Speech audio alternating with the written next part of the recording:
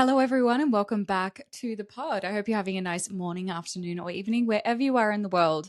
Today, we're talking all things endocrine disrupting chemicals. It's going to be a gargantuan one. We're going to need to take lots of big, deep breaths throughout this so we don't lose our minds. But before we get into it, let's pay our respects to the elders past, present, and future residing on the lands of Litruwita, Tasmania, where I'm recording this podcast today. Always has, always will be, baby. Before we get stuck in, I just want to take a moment, 30 seconds in fact, for our sponsor for this episode that makes it free for you to listen to, Indigo Luna. I honestly could not think of a more aligned sponsor for this episode today. I personally own a few pieces from Indigo Luna myself. This gorgeous cardigan that's so warm and I wear every single day in my office during winter, and this amazing gorgeous little blouse I'm wearing too. Indigo Luna is a brand that thoughtfully creates clothing. They are genuinely creating garments that you actually want to live in. Their pieces are made of natural fibers, offering an alternative to synthetic fast fashion pieces. If you feel called to explore Indigo Luna, you can use the discount code SOFTERCHOICE at checkout for a 10% discount, which is exclusive for the listeners of this episode, so you won't find that discount code anywhere else. Let's get into the episode. In this first part of the podcast, we are just going to outline the scale of the problem of endocrine disrupting chemicals. The modern world is what we're living in, what Professor Philippe Grandjean at Harvard calls a chemical pandemic. With over 350,000 synthetic chemicals are registered for commercial use globally, the vast majority have never been tested for their effects on the hormonal system.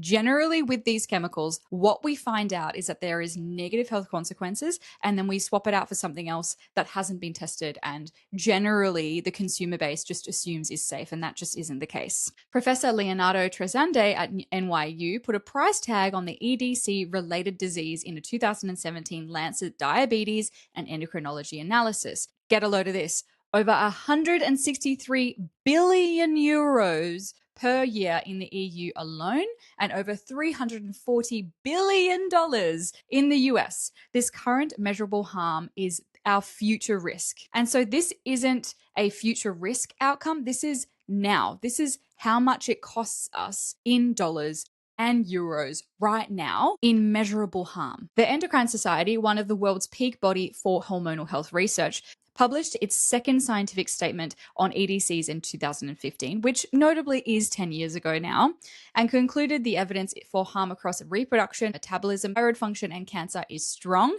and mounting. They explicitly invoke a precautionary principle.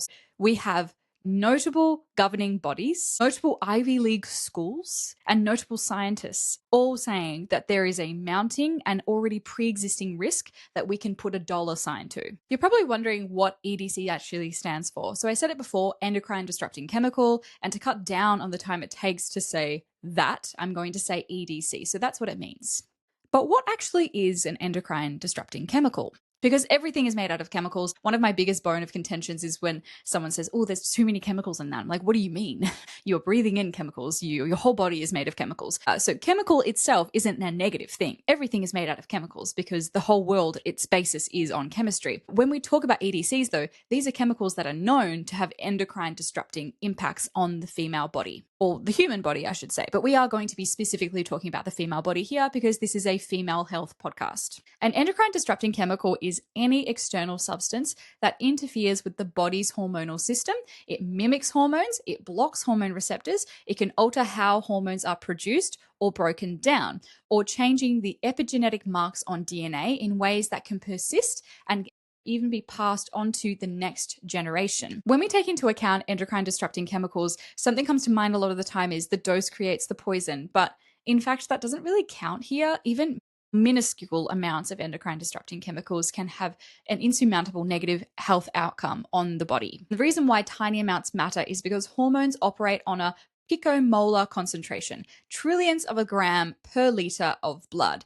And when we try and use that classical toxology of the dose makes the poison, that just does not apply here because many EDCs show stronger effects at lower doses than high doses because they are behaving like hormones, not poisons. And that goes on to something else called the cocktail effect. Professor Andreas Kortentramp at Brunel University, London, demonstrated in a landmark 2002 paper that 8 xenoestrogens, each individually below its no effect threshold, produced significant estrogenic activity when combined. His phrase, something from nothing, 0 plus 0 plus 0 does not equal 0. And the fact of the matter here is that we are never exposed to one of these EDCs at a time. And regulatory risk assessments that evaluate chemicals individually are systematically underestimating the real world exposure us humans in the modern world are experiencing. And right off the top here, we also have to say women carry an excessively higher burden when we talk about endocrine disrupting chemicals in comparison to men.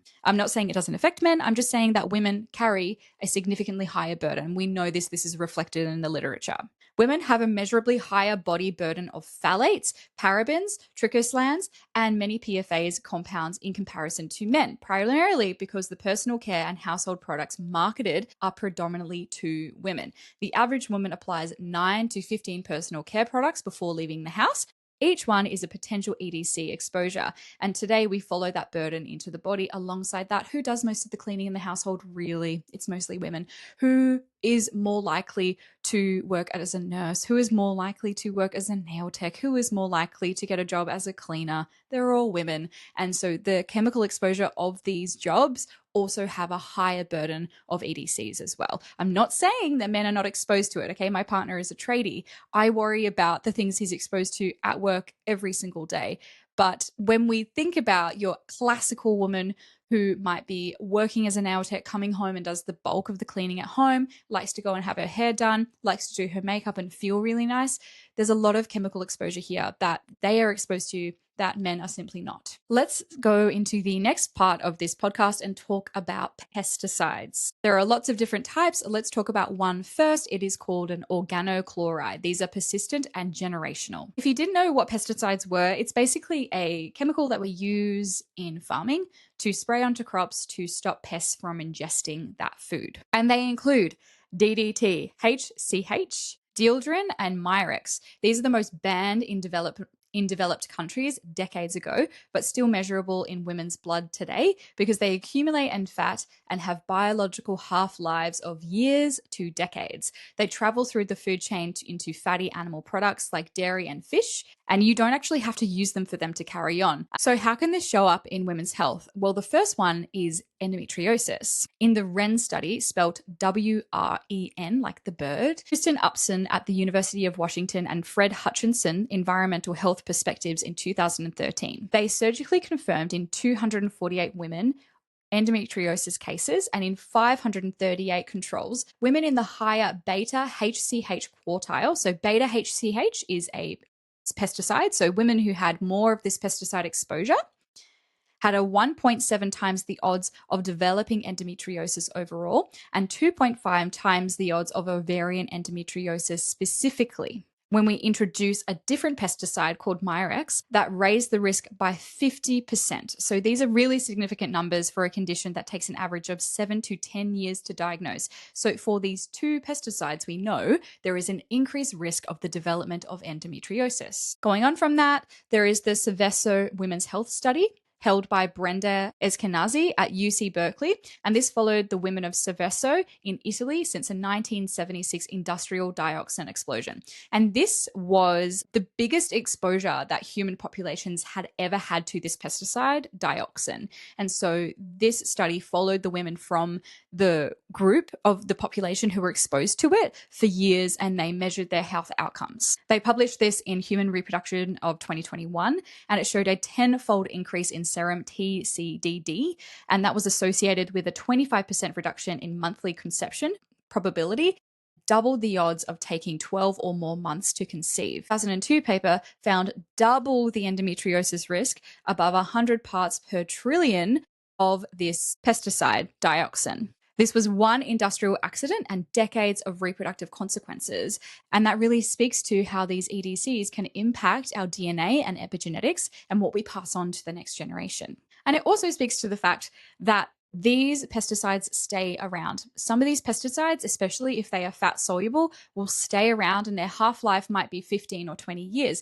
And you might think, okay, 15 or 20 years for it to leave. No, it takes 15 to 20 years for it to reach half the level it was at the original exposure, which means you could technically pass it on to your kids, or it could be in the environment where you are living and you could possibly be exposed to it as well. Speaking about modern pesticides and fertility, in the Earth study, in JAMA International Medicine in 2017, 325 women undergoing IVF at Massachusetts General Hospital. Women eating 2 or more daily servings of the EWG Dirty Dozen in high pesticide produce had 18% lower pregnancy probability and 26% lower live birth rate, replacing one of the high residue servings with a low residue alternative was associated with an 80% higher probability of successful pregnancy. So what this basically is talking about, the EWG Dirty Dozen and Clean 15, if you haven't heard about it, EWG every single year does residue testing on the pesticide residue in fruits and vegetables, and it points out the Dirty Dozen. And so these very often are spinach, strawberries, berries. And so they're basically foods that have a really high residue of pesticides. And then they have the clean 15. So the 15 that you don't really need to worry about buying organic because they have really, really low pesticide residue. And so what this study looked at was if we find women who are in IVF clinics and they're having problems falling pregnant, we're going to see if they eat 2 servings of fruit that are on the Dirty Dozen list. And if halfway through this study we change that to a fruit that has a low pesticide residue, what outcomes does that have for fertility? It's changing 1 piece of fruit a day. That's really quite minimal in a change, really, isn't it? And that increased the probability of pregnancy above 80%. That's pretty significant. And this is one of the most impactful diet fertility findings in peer-reviewed literature to date. You're probably wondering, when am I going to talk about glyphosate? I'm talking about it right now. Glyphosate is something that I want to do an entire podcast episode on because it is just a really horrific water-based pesticide, which basically means it can go everywhere. It's present in over 94% of pregnant women tested in 2021 in Indiana cohort studies. And the IARC classified it as a probable human carcinogen in 2015. Yes, glyphosate, the thing we sprayed dandelions with, causes cancer. Yeah.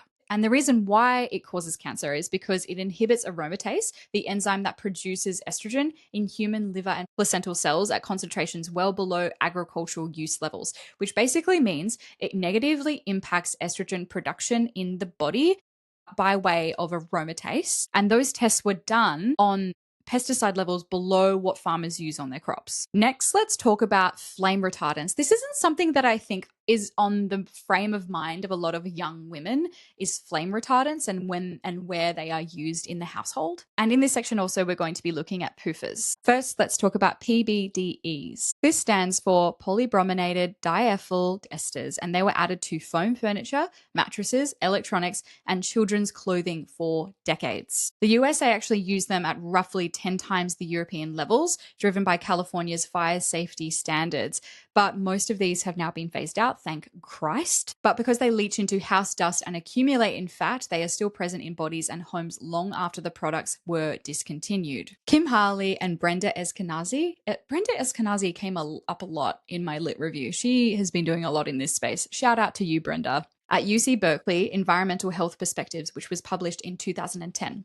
Among 223 pregnant women, each a 10-fold increase in serum PBDEs was associated with a 30% decrease in monthly odds of conception. Also alongside this, 1.9 times higher odds of subclinical hyperthyroidism in pregnancy, and even subclinical thyroid distribution during pregnancy is associated with increased miscarriage and impaired fetal brain development. So what they basically found in this study was when women were exposed to PBDEs, which are these flame retardants in the home, they had a higher likelihood of developing hyperthyroidism in pregnancy that has negative health outcomes for both mother and fetus, and it also decreased the odds of fertility. So 30% decreased odds of falling pregnant within a month. These EDCs have also been shown to negatively impact puberty of young women. In the 2017 Chemicals paper, they found that higher prenatal PBDE exposure was associated with later menarche in girls, while simultaneously causing earlier pubic hair development, the normal coordination of pubertal hormones disassociated by chemical interference. Next, let's talk about PUFAs, also known as the forever chemicals. PUFAs don't break down in the body or the environment, which is why they are called forever chemicals. PUFAs actually have a half-life of 3 to 6 years in the body, and PFOA is up to 5 years. They are in non-stick cookware, waterproof textiles, food packaging, cosmetics, and as we'll get to see in menstrual products as well. Approximately 110 million Americans have PFAS contaminated tap water as well. It is everywhere. Okay, so how does it impact women's health? So first, let's talk about early menopause. And this was shown in the SWAN study, which was done by Ning Ding and Swang Park at University of Michigan in JCM in 2020. And they looked in 1,120 pre-menopausal women. And what they found was levels of PFAS were associated with a 63% increased risk of early menopause, equivalent to menopause arriving approximately 2 years earlier. Every year of earlier menopause increases cardiovascular and osteoporosis risk. PFAS also negatively impact women in birth outcomes, especially in the increased risk of the development of preeclampsia. This was found in the C8 Health Project, the largest ever conducted on a specific industrial chemical. They looked at 69,000 residents near Dew Point PFOR contaminated West Virginia plants. And this independent science panel established a probable link between the PFAS and pregnancy-induced hypertension and preeclampsia, approximately 40% higher in the highest exposure group. So the more women are exposed to PFAS, the higher the likelihood that they were going to develop preeclampsia. And let's just talk about PFAS in menstrual products. This is the thing that I think is just the scariest. Graham Peasley at University of Notre Dame tested over 100 menstrual products and incontinence products in 2023. Approximately half had detectable PFAS, and around a third of period underwear showed levels consistent with an intentional addition, some exceeding 1,000 parts per million. That's the Thinx huge lawsuit. Remember how Thinx, that underwear company, they said in their marketing on their website, on the actual packaging of their period underwear, where they were selling them to women, it said that they had no PFAS, and that's what caused that huge lawsuit and that huge problem and that huge kind of outrage, which is why if you have Thinx underwear, please throw them in the bin and maybe even look up a class action lawsuit because you might have some money back paid to you. Going on from Graham Peasley's study from Notre Dame, subsequent independent testing found PFAS indicated in 65% of period underwear and 48% of pads and panty liners. Vulva and vaginal tissue is estimated to be at least 10 times more absorptive than forearm skin. A woman spends approximately 2,540 days menstruating over her lifetime. The product choice here is not neutral. You need to be very careful on what menstrual products you use, and you need to vet the companies that you are using and make sure that they don't have any PFAS, because this area of your body is really highly absorptive. Next, let's talk about phthalates. Everyone became really interested in phthalates after Dr. Shanna Swan's book Countdown came out. I actually read and listened to this book on the lead up to this podcast just to make sure I knew everything I needed to know. If you wanted to read that book, it's available on Audible. That's how I listened to it. It's pretty overwhelming. I'll put the link in the description if you want to read it, but she is one of the main researchers in this space, and she's talked really openly about phthalates, and she's done a lot of education work around phthalates as well. So if you wanted to learn more about phthalates, I'm not going to be doing a whole podcast on them. I'm just going to be doing a short section, but that is a huge rabbit hole that you can go down. Okay, so what are phthalates and where do they appear in the environment and within industrial products? Phthalates are plasticizers, so they are added to PVC to make it soft and flexible. DEHP is found in food packaging, cling film, PVC flooring, and medical tubing. Yes, some of the medical devices that we use are ridden with phthalates. DEP, diethyl phthalate, is a fragrance carrier. This is one of the many reasons why IVF doctors do not wear any perfume that contains phthalates, because it can decrease fertility outcomes, which we'll get to. It hides in the word fragrance or perfume on every single cosmetic or personal care product label. Perfume, body lotion, shampoo, fabric softener, air freshener. If it has a synthetic scent, it is likely DEP. It has a half-life of hours to days, which is both bad news and good news. So the bad news is that with phthalates, we are constantly being exposed to it. We don't just use a phthalate-ridden product once a day. Women are spritzing themselves with a perfume every single day. Because it's water soluble, we pee it out and our body is really good at getting rid of it. But it means that we're consistently exposing ourselves to it. So it doesn't really matter that its half-life is so little, because phthalates we are exposed to them all the time in so many different products. Fast food consumers have approximately 35% higher DEHP metabolite levels than those who rarely eat any fast food. And that's because phthalates in processing equipment and packaging migrate into the fatty food during preparation. The food itself is often not the issue. It's the container and how that food was prepared in fast food giant restaurants. The main negative outcome that phthalates have for women's health is their negative impacts on ovarian health. And the thing about this is that women are born with all the ovums they'll ever have in their entire lives, which is in stark contrast to men who produce 1 to 2 million spermatozoa every single day. They're consistently making sperm, which means men can recover from endocrine disruption and exposure a lot quicker than women can. And there are some experts out there who will say that women will never recover. Once their ovums are damaged, they are damaged. And so that's the main problem with phthalates. And it's also the problem with women is because they are exposed to more phthalates in comparison to men. And it can negatively impact ovarian reserve. So in the SWAN cohort of 2023, doubling DEHP metabolite levels was associated with a 13 to 16% reduction in AMH, which is the primary marker of remaining ovarian reserve. And this is in midlife women, not IVF patients. Population level ovarian aging is trackable through EDC exposure, and specifically the EDCs we're talking about here is phthalate exposure. We can also see a negative outcome on IVF. In the Harvard Earth study, Ozier and Chavarro, they looked at 256 women, 375 IVF cycles. So in the highest phthalate exposure quartile, they found lower oocyte yield, fewer mature eggs, lower clinical pregnancy rate, lower live birth rate, and a follow-up of this in 2019 found an IQR increase in the DEHP mixture score was associated with a 41% higher probability of cycle failure before live birth, 60% higher pregnancy loss before 20 weeks in the higher DEHP quartile. Okay, what does this mean in layman's terms? So basically, women who had a higher exposure to this phthalate, DEHP, they had lower oocyte yield. So oocytes are also your ovums. And so when you're going through an IVF cycle, I have a whole podcast on IVF if you want to go and listen to that with an amazing IVF doctor, Dr. Rebecca Mackenzie Proctor, if you want to learn about that. When we are going through IVF, we're basically amping up the body's hormones and amping up the body's ability to mature multiple ovums at a time. And then we take those ovums and then we fertilize them and insert them back into the woman in lots and lots of different ways. There's lots of different ways that you can do it. But the more oocytes that you can get, the better IVF outcomes. And what they found in these women is that the more phthalates they were exposed to, the less oocytes they actually matured, and they also just weren't the greatest ovums. They just weren't really effective at holding on to a pregnancy, and miscarriage rates were really, really high as well. Phthalates also increase the incidence of women developing endometriosis and PCOS. In a 2019 meta-analysis, they found significant positive associations between total phthalate metabolites and endometriosis risk. So when we look at this mechanistically, phthalates drive aromatase overexpression in ectopic tissue and activate TGF-beta inflammatory pathways, which is the exact biology that sustains endometriosis lesion growth.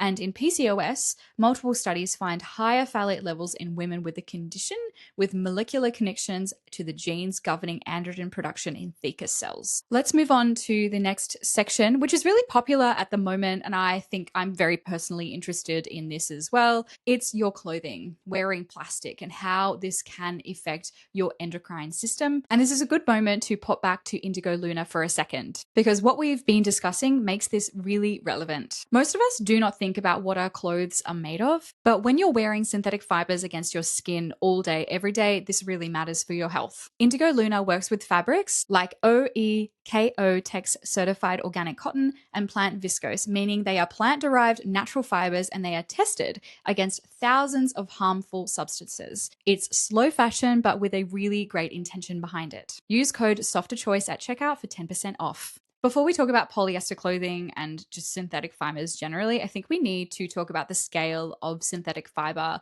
exposure. Polyester is made from petroleum, and that accounts for over 51% of global fiber production. And that is approximately 70% of modern clothing contains synthetic fibers. When you wear activewear, fast fashion basics, or swimwear, you are wearing a petroleum-derived product against your skin for often 8 to 12 hours at a time. And what we know about synthetic clothing is that synthetic clothing tends to shed more when we are wearing it as opposed to when we wash it. Zoologica Anton Dohan, they found in 2020 that wearing polyester sheds approximately 900 million microfibers per person per year into the surrounding air. That's compared to around 300 million through washing. You shed more through wearing than laundering. And as I said before, you shed more of this synthetic fiber around you and you're inhaling it, it's on your skin in comparison to washing it. Bianello and his colleagues in 2019 estimated that up to 272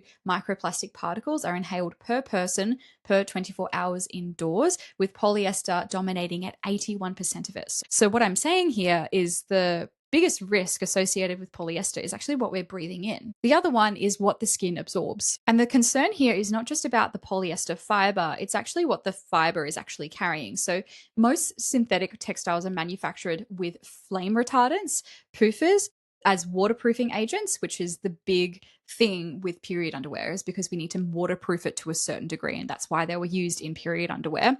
They're also used in plasticizers, dyes, resins, and catalysts to basically formulate a certain look or of the garment, a certain texture, or overlaying art or dyeing it in a certain way. And many are applied to skin-facing surfaces. So when you sweat, when there's heat, when there's friction and occlusion from tight-fitting garments, all of these can increase dermal absorption. In 2024, the University of Birmingham demonstrated that 5 specific PBDE compounds leach from microplastics in sweat across the skin barrier into the equivalent bloodstream. Your activewear, if it contains bromelainated flame retardants, is delivering them transdermally every single time you sweat. And most activewear have these flame retardants included in them. Another one is PUFAs, specifically in sports leggings and sports bras. Environmental Health News testing in 2022 found detectable PUFAs in 25% of leggings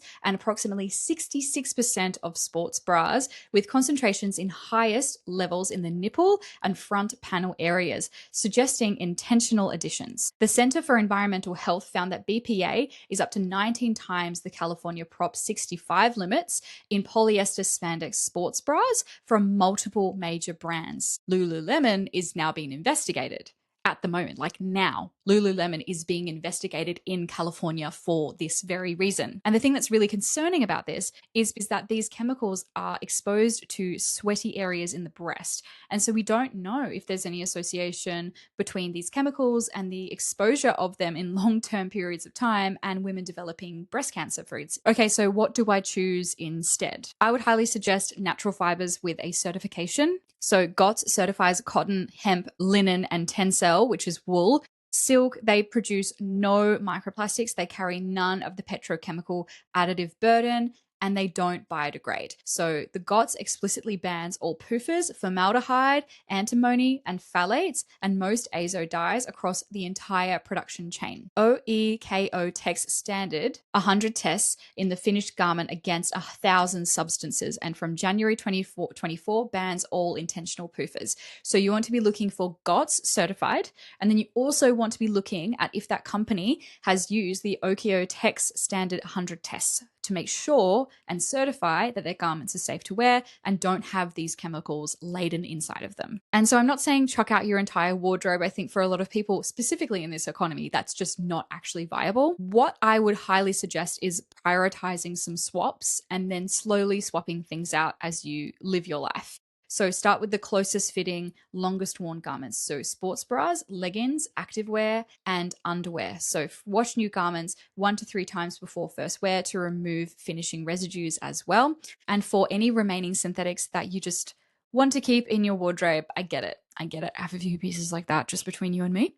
You can use a Guppy Friend washing bag that captures 54 to 90% of shed microfibers. But again, we have to keep in mind that most of the polyester shedding is not happening in the washing machine. It's happening on you. So something that's really practical that you can do every time you go out op shopping, every time you go out to a new shop, just make sure that you're making sure you prioritize cotton, making sure you're prioritizing if you want to invest in a new gown or something new, just make sure it's GOTS certified, for example. My partner and I were in Sydney recently, and my partner wanted to go to Uniqlo, and You know what? Uniqlo is not amazing. Like 70% of that shop is plastic, but they do have 100% cotton options. Are they GOTS certified? No, they're not. But if you're on a budget and that's all you have available to you, these big chains are now catering to people who just want a lower endocrine disrupting chemical burden. So there are options there. They're not perfect, but they're better than wearing polyester. Let's talk about microplastics, specifically microplastics found in women's bodies. So where have microplastics been found?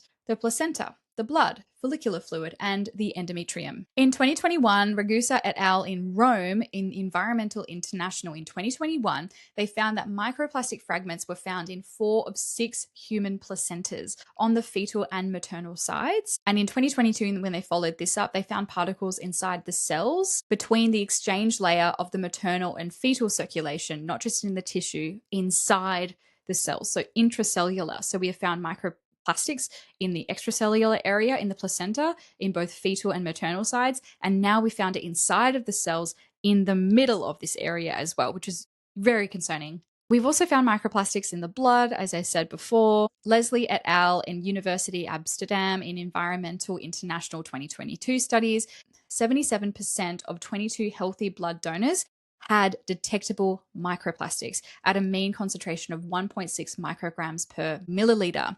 PET, polyester, was the most abundant polymer. So they have found polymers of polyester in the blood tissue of human beings. Microplastics are in systemic circulation and they carry to every single organ in the body. They've also found it in follicular fluids. In Montero et al. Rome Excitology and Environmental Safety of 2025 was studied just last year. 78% of women undergoing IVF had microplastics in their follicular fluid, the fluid directly surrounding each developing egg, at an average of 2,191 particles per milliliter. The concentration correlated positively with FSH levels. We've also found microplastics in the endometrium. So the endometrium is that layer that basically fills up with blood inside of your uterus. At Peking University Third Hospital in Environmental Science and Technology, published in 2024, 100% of 22 endometrial tissue samples contained microplastics. Mouse experiments in the same study showed that microplastic exposure caused endometrial inflammation, apoptosis, and reduced fertility. In humans, microplastic exposure showed disrupted growth at statistically significant levels. And remembering as well, this is the tissue that the embryo implants into. This is the tissue that the placenta grows out of. Again, this study only had 22 participants. So we can't just get super concerned. It's concerning that we found it, but we don't know the scope, we don't know the range, and we don't know how many people have this. This needs to be replicated with a far larger sample size of human beings. It can't just be off rat studies. Rats and humans, there's a reason why we study rats and mice. It's because they're kind of similar to us, but they are not humans. We need to study humans, and we need to study way more humans and replicate this study. So you're probably wondering, how does this happen? How do microplastics get into the body? I think when we think about plastic, we think of it as an object, and therefore we think of it as inert. And so it doesn't actually have any change. It can't actually do anything in the body. It's just this inert thing that just happens to be places. And I just really want you to know that that is not the case. Microplastics are not inert. Their hydrophobic surfaces concentrate persistent organic pollutants. So phthalates, BPA, PUFAs, and PBDE, so those are flame retardants, from surrounding tissues. When a particle reaches a target tissue, it releases a chemical cargo locally. So microplastics have these EDCs attached to them, on top of microplastics being possibly endocrine disrupting in of themselves. Plastics are known to be estrogenic. The particles on this microplastic and the microplastic itself, you could argue, directly trigger oxidative stress, mitochondrial dysfunction, and chronic inflammation. The smallest nanoparticles can also cross cell membranes entirely. The particle and its chemical passengers can cause harm simultaneously, and we've found them intracellularly. We have found plastics inside of the cell. And so there are a lot of researchers out there saying that plastic is the Trojan horse for all of these other EDCs. I have touched on women's health in little bits throughout this, but I think let's just talk about it as its own chapter. So let's talk about fertility, endometriosis, and PCOS. Let's start with fertility and the HPO axis. So your hypothalamic pituitary ovarian axis. So your hypothalamus is a gland in your brain that is kind of like the mother hormone center and regulator. and it sends a hormone to the pituitary gland called gonadotropin releasing hormone that can release FSH and LH, which are both the precursors to estrogen and progesterone. A lot of scientists and researchers will say the biggest sexual organ in a human being is the brain for this reason. So the connection between your hypothalamus, your pituitary gland, and your ovary is a really, really important axis. And it governs so many other things in the body. As I was saying before, that HPO axis determines the hormonal cycle and where we are in the cycle and how well that cycle is going. And so generally what happens is this. Hypothalamus releases GnRH. GnRH goes down to pituitary. Pituitary gland releases FSH. FSH travels through the blood system, goes to the ovary, stimulates the ovary to stimulate ovums. These ovums release estrogen. Estrogen goes into the blood system, reaches a high set point when one of those ovums is about to ovulate and it's fully mature. That signals to the hypothalamus, hey, we're about to have a cycle. And that signals to the hypothalamus, hey, we're about to ovulate. Hypothalamus goes, great, I'm going to release GnRH again. That goes next door to your pituitary gland. That releases LH this time. LH travels through the blood system and goes and breaks down the membrane of the follicle and the ovary, and we ovulate. After we ovulate, the follicle, the leftover follicle, is now called the corpus luteum, that produces progesterone. If we don't fall pregnant, progesterone falls. That signals for the cervix to open, and that signals for your hypothalamus to start releasing GnRH, to release FSH, and the whole cycle begins again. Quite an intricate cycle. It's perfectly designed. It's designed to stop unwanted pregnancy if we are in a really, really stressful environment. It is designed to hold off on ovulation if we're experiencing stress as well. Your hypothalamus is also keeping an eye on everything in your body. So it knows when to stop a cycle and it governs your entire cycle. But there's also this feedback loop that's happening between your hypothalamus, pituitary, and your ovarian axis. So where do EDCs and microplastics play into this? EDCs interfere at literally every single level of the chain that I just explained. So it disrupts GnRH pulses, it confuses FSH and LH signaling, it impairs follicle recruitment and estradiol production, it disrupts LH surges and pulses, it shortens the luteal phase, it accelerates follicle pool depletion, so lower AMH, and the result ranges from subtle egg quality impairment that shows up as higher miscarriage rates to anovulatory cycles to just straight out infertility. Menstrual disruption across cohorts is really interesting. So when we look at higher EDC exposure, phthalates in Earth study, PUFAs in the Swan and Innuendo cohorts, dioxin in Seveso, particles in the agricultural health study. All of these consistently are associated with longer cycles, irregular cycles, missed periods, increased dysmenorrhea, which is painful periods. These are population level effects, not findings confined to an occupatory exposed groups. So many studies following women for long periods of time have found these associations. When we look at menstrual products again, so DEHP has been measured in conventional pads and tampons at 0.58 to 1.44 milligrams per gram. BPA has been detected in 92% of tampon samples in one published review. Again, vulva and vaginal mucosa and the same tissue used to deliver hormone replacement therapy transterminally. And again, just to reiterate, your vulva and your vagina are really, really, really good at absorbing things. So if you are using tampons, pads, period underwear, and just underwear that contain these chemicals, you are absorbing it and it is going very close to your reproductive organs. Let's talk about endometriosis. In the foundational animal study published by Rhea, First, let's look at the foundational animal study, Rhea et al. In 1993. I do have to say, this is a significantly old study. They found rhesus monkeys fed TCDD dioxin for 4 years at 25 parts per trillion. 71% developed moderate to severe endometriosis versus 33% of controls. This is dose dependent, and it was the first experimental evidence that an environmental chemical could cause endometriosis in a primate model, and it redirected decades of subsequent research. Again,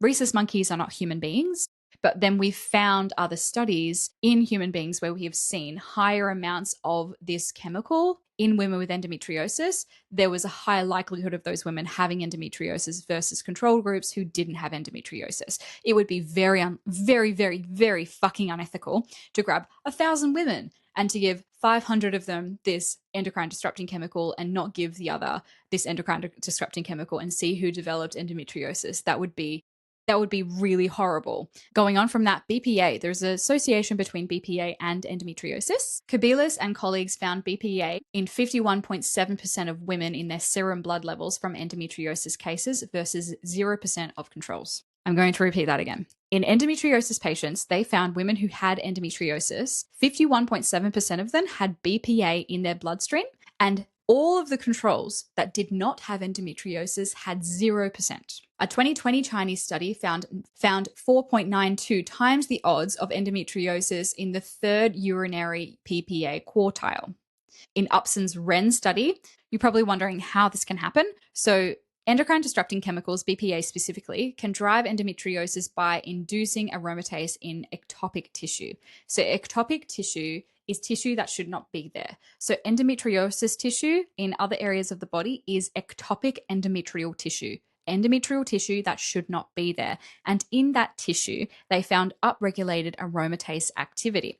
Aromatase turns testosterone into estrogen. If we have too much aromatase activity, we have too much estradiol, and high estradiol levels, E2 levels, are associated with the development of endometriosis. But what this study is suggesting is that higher BPA levels can turn on aromatase, and that means more estradiol, which means there is a higher likelihood that endometrial tissue is going to be formed from higher BPA level exposure. And what about PCOS and BPA? So in 2011, there was 71 women with PCOS versus 100 controls. When they tested serum BPA, it was 1.05 versus 0.72 nanograms per milliliter, which was really highly significant. So what that basically is saying is that women with PCOS had a serum BPA level of 1.05 nanograms per milliliter in comparison to women who didn't have PCOS at 0.72 nanograms per milliliter. And that's a statistically significant difference between those levels. Lean women with PCOS had 60% higher BPA than lean controls. BPA correlated with higher testosterone, adrenosterone, and insulin resistance. And the proposed mechanism here is a chemical feedback loop. So elevated androgens impair BPA clearance. BPA therefore accumulates in the body, which drives further androgen production in the theca cells. What about PUFAs and PCOS? In 2021, there was a study published in Environmental International. They looked at 18,503 women in a PFAS contaminated Swedish water supply. The hazard ratio for PCOS was 2.18 at highest exposure, more than doubled the risk in prospective population data. So that study looked at a group of Swedish women who had been exposed to high PUFA. And they found that the women who had the highest contamination rate in their serum levels had a higher rate, 2.18, of developing PCOS.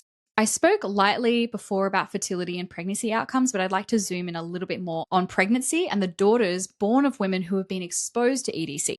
Let's start with pregnancy complications. Number one is preterm birth. So Ferguson, McKeer, and McLeith in the Life Codes, which was published in JAMA Pediatrics. So in the highest quartile of women with DEHP exposure, they had approximately twice the odds of a preterm birth. And the mechanism that explained this was confirmed as oxidative stress in placental tissue. There's also increased risk of preeclampsia and gestational diabetes. So C8 Science Panel, 40% higher preeclampsia risk in the highest PUFA quartile.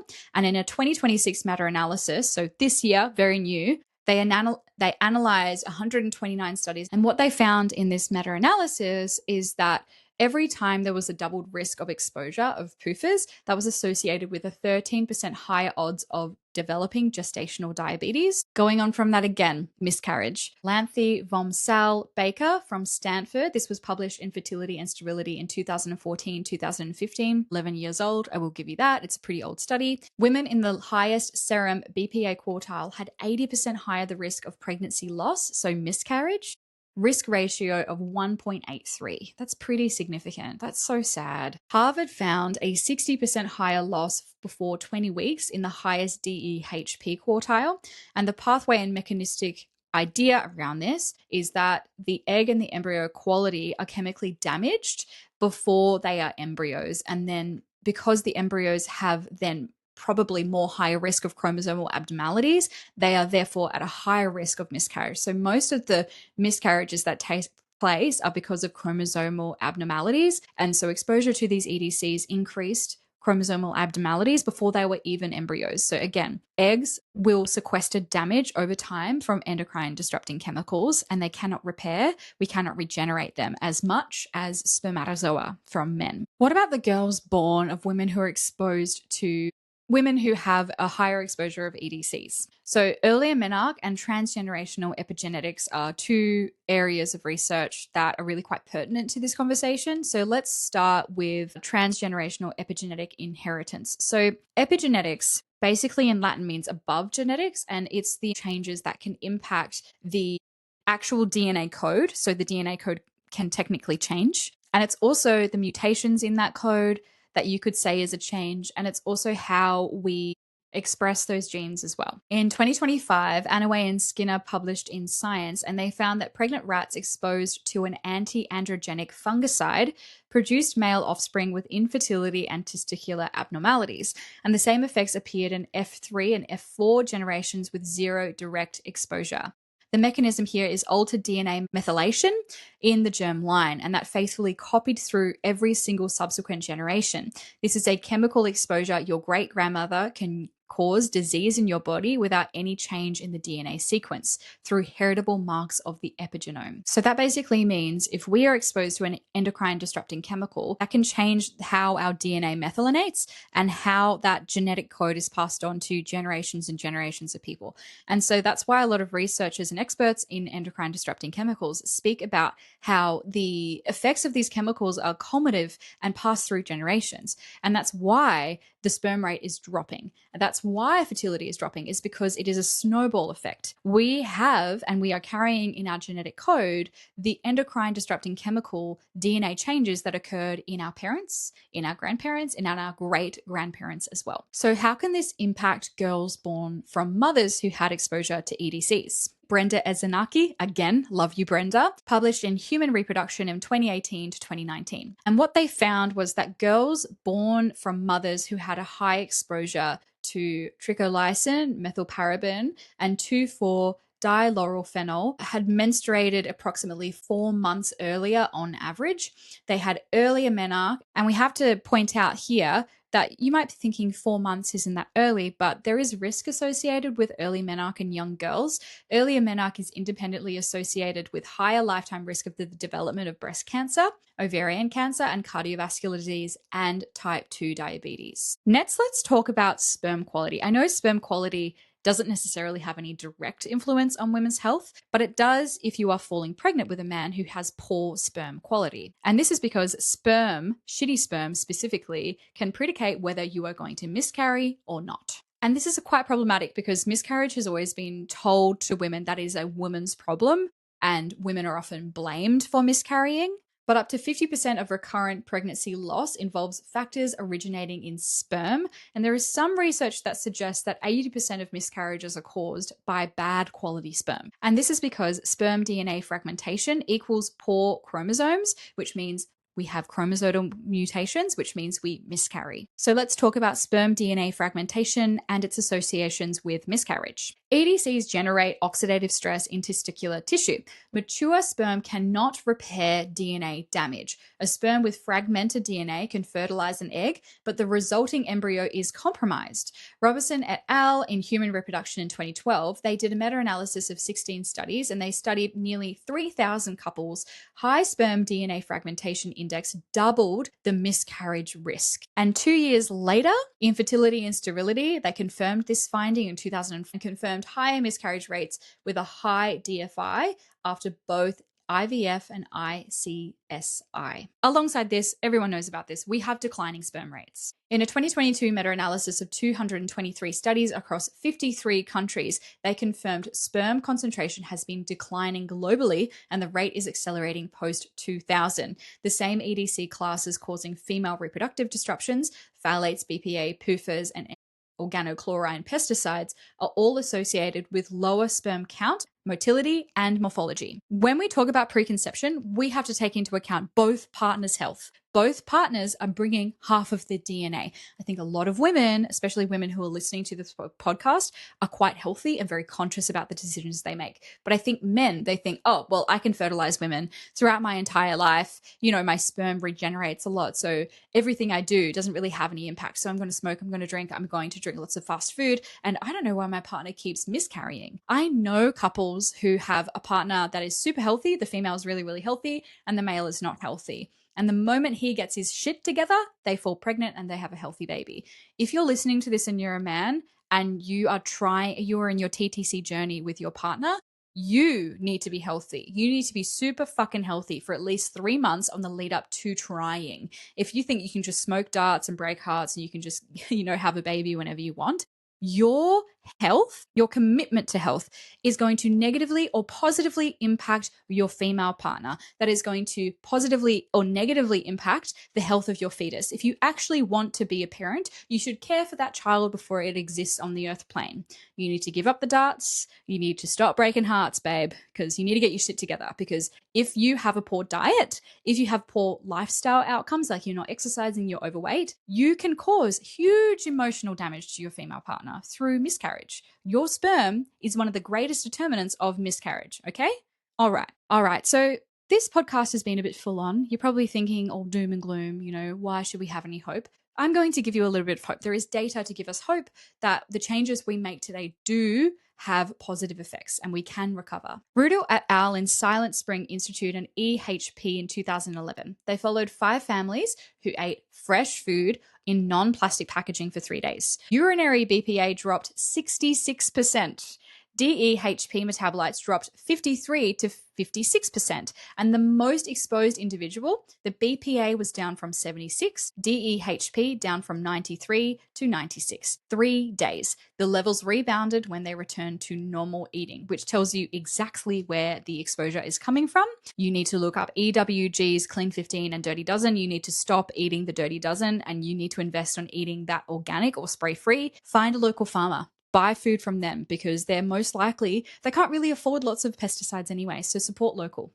In the Hermosa study, Ali Kogart, Eskenazi, UC Berkeley, and EHP in 2016, 100 Latina teenagers switched from phthalate, paraben, triclosan, and oxybenzone-free personal care products for 3 days. MEP was down by 27%, methylparaben was down 44%, propylparaben was down 45%, and triclosan was down by 36% in 3 days. Highland of UC Berkeley, who published in Environmental Research in 2019, they followed 4 families who ate entirely organic for 6 days. Pesticide metabolites dropped 60% on average. Malathion fell 95%. Chlorpyrifos dropped by 61% in 6 days of organic food.